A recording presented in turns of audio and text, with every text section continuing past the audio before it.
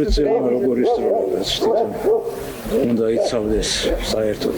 შინაგან საქმეთა სამინისტროს მოქმედმა თანამშრომელმა თანასოფლელ სამსახურეობრივი იარაღიდან ცეცხლი გაუხსნა.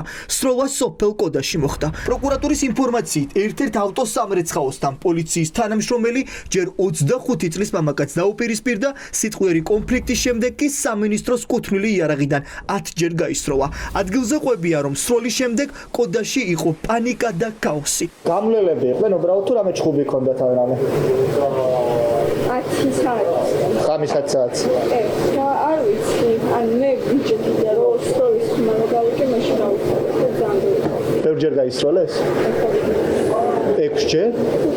ადგილობრივების ინფორმაციით დაპირისპირება სუფრაზე დაიწყო. დაზარალებული 25 წლის ერეკლე დალოქიშვილი და სამართალდამცველი ერთმანეთს ქეიფის დროს დაუპირისპირდნენ. მათი თქმით, სიტყვიერი კონფლიქტი მალევე დასრულდა, თუმცა რამდენიმე საათში დაპირისპირება ავტოსამრეცხაოში გაგრძელდა და სროლით დასრულდა.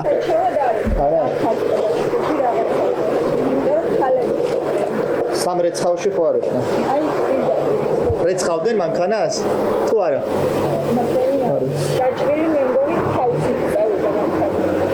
დანაშაულის ადგილას საგამოძიებო მოქმედებები რამდენიმე საათის განმავლობაში გრძელდებოდა.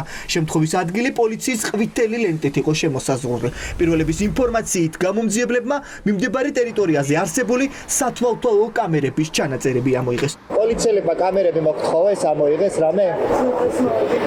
არ დღეს პოლიციელები არ ყოფილან აქ.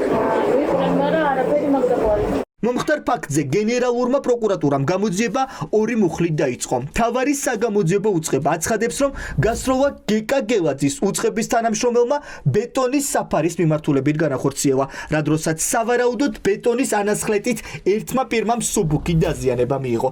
საგამოძიებო უწყების ცნობით მიმდინარეობს თვითმხილველების გამოკითხვა და საქმეზე დანიშნულია შესაბამისი ექსპერტიზაც.